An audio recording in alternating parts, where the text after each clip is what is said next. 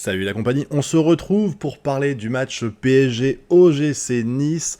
Grosse frustration quand t'es fan du Paris Saint-Germain, que tu vois que l'équipe commençait à prendre un peu d'ampleur et qu'on t'expliquait ouais mais bientôt il y aura Dembélé et Mbappé sur le terrain en titulaire et que ça va dérouler. Ça a déroulé de fou contre Lyon clairement, et là il y a eu un bug dans les rouages, voilà, il y a eu un petit grain de sable qui a tout niqué, et ce grain de sable là pour moi alors déjà, je pense que c'est un petit problème de suffisance. Ils ont gagné 4-1 contre Lyon, donc peut-être qu'ils se sentaient un petit peu à l'abri. Que en plus, il y a le match cette semaine, dans quelques jours, contre Dortmund, donc ils sont un peu tournés là-dessus. Et ce match de l'OGC Nice, ils l'ont peut-être pas pris autant au sérieux qu'il fallait. Surtout que quand on regarde les titulaires dans l'équipe, il y avait des gens, ça m'a un peu surpris. Alors je sais que beaucoup de gens encensent Skriniar. En tout cas, ce match-là, il a été complètement... Il est passé au travers du match. Bon, pareil, Danilo, je crois qu'à un moment donné, il parlait du vice-capitanat de Danilo, qu'il était trop bon et tout.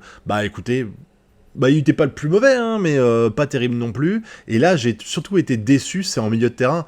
Vitinha, qui avait été très bon jusqu'à présent, et où il nous avait fait tout un speech à un moment donné, je crois que c'était lui, je sais plus, où il disait « Ouais, mais Messi et Neymar me bridaient un petit peu ». Alors, il l'a pas exactement dit comme ça, mais là, quand tu vois les performances qu'il a eues sur le terrain, c'est assez moyen quand même, avec à un moment donné, je crois que c'est le coup franc qu'il fait, il le fait dans les bras du gardien, c'était un peu décevant tout ça. Par contre, Solaire, les gars, faut arrêter. Quand tu vois qu'on a Verratti qui se casse, alors même si Verratti, il était bon il était présent peut-être qu'un match sur 3 du Paris Saint-Germain, mais quand il était là, pas tout le temps, mais la plupart du temps, il était bon. Solaire, j'ai pas souvenir d'un seul match où je peux dire Solaire a porté l'équipe, où Solaire a été au-dessus de la moyenne des joueurs du Paris Saint-Germain. C'est pas arrivé une fois. Donc pourquoi tu vends Verratti pour mettre Solaire, pour garder Solaire? Franchement, Solaire, t'es tellement descendu de niveau avec ces joueurs-là, même si je comprends tout à fait le besoin de vendre Verratti, que le fait qu'ils ont gagné, je crois, 40 millions dans l'affaire et qu'ils se sont dégagés d'un gros salaire, c'était une très belle opération, il n'y a pas à dire, mais sportivement, t'es tellement perdant, malgré le fait que Verratti était en courant alternatif, hein, clairement, il faisait un match sur 3, et quand il faisait le match, il était bon une fois sur 2, donc ça fait un match sur 6 de bon, c'est trop peu pour le garder, on est d'accord, mais en fait, t'as pas de solution au milieu de terrain. C'est-à-dire que là, je pense qu'ils ont gardé des cartouches. C'est-à-dire, si Ugarte a pas joué, je pense que c'est clairement, déjà parce qu'il était peut-être fatigué, mais aussi parce qu'ils veulent le préserver pour le match contre Dortmund, parce que pour moi, le milieu de terrain est la clé de tout match de football.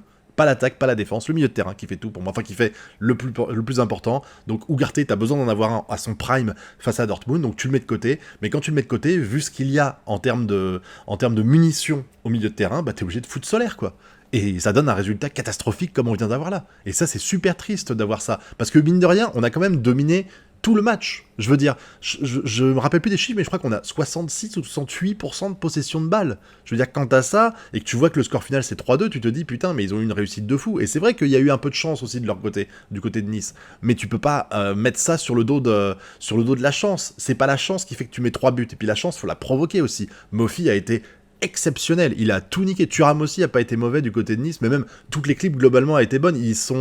J'ai bien aimé en fait la façon de jouer de Nice, parce que c'était cool de voir une équipe qui s'est pas contentée juste de blinder la défense avec 10 joueurs en défense pour empêcher le PSG de gagner et de prendre un point. Là, il y a vraiment eu du jeu des deux côtés, et ça, c'est super cool. Moi, j'adore quand ça arrive. C'était pareil avec Blanc, bon, il a perdu 4-1 avec l'OL, mais ça n'empêche que c'était un match agréable à regarder, pas juste une attaque-défense pendant 90 minutes. Là, il y avait du jeu, il y avait du beau jeu des deux côtés, même si évidemment les armes du Paris Saint-Germain font que ils étaient beaucoup plus à l'aise, mais au final, qu'est-ce que ça donne ? Ça donne un 3-2. Ça donne un 3-2 avec, pour moi, vraiment, je te dis, le milieu de terrain a été la clé, quoi. Tu vois bien que on n'a pas forcément été bon, et offensivement, heureusement qu'Mbappé était là, même s'il y a eu des caviars. Alors je rappelle, le premier but d'Mbappé, pour moi, c'est plus une façon de se faire pardonner, parce que on a beaucoup gueulé sur Verratti qui perd la balle et qui fait qu'il y a un but derrière. Le but qu'on se mange à 1-0, c'est Mbappé qui perd la balle et qui fait bêtement, et qui fait qu'à la fin, Nice met un but. Donc c'était un peu une façon de dire, désolé les gars, le but qu'il a mis. Le deuxième, par contre, il est magnifique. Il est magnifique. Je sais plus qui c'est le passeur, mais on peut l'applaudir. Il y a eu beaucoup aussi de faits de jeu intéressants, mais par contre, je trouve que offensivement, Dembélé là était pas bon du tout. Dembélé était pas bon du tout.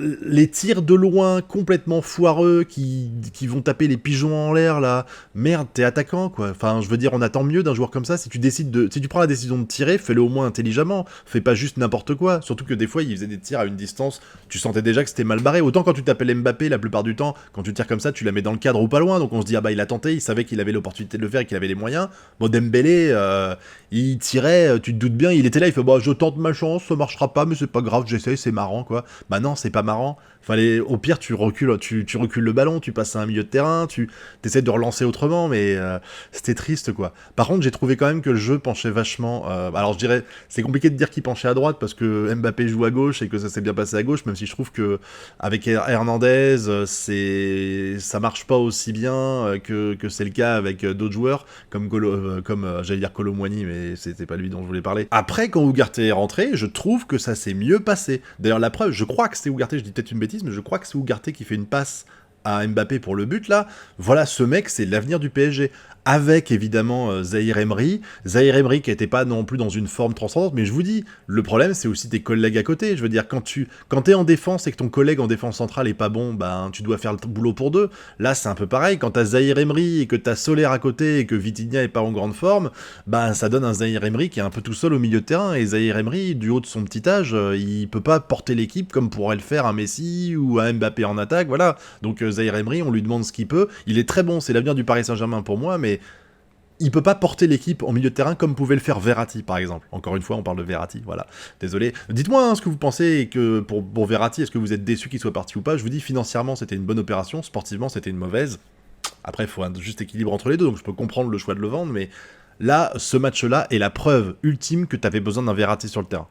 Verratti, franchement, un milieu de terrain, Emery, genre tu mets un milieu de terrain, Vitinha, Verratti, Ugarte, avec Zahir Emery qui rentre en milieu de jeu pour remplacer Vitinha ou Verratti, putain, ça aurait été, ça m'aurait envoyé du rêve, quoi. Alors que là, c'est vrai qu'à chaque fois, je trouve qu'on a, pas toujours, mais le milieu de terrain, ça pêchouille pas mal depuis qu'on a perdu le trio magique Mota, Matuidi et Verratti. Je trouve qu'on n'a jamais réussi à récupérer un trio de milieu de terrain qui était aussi compétent.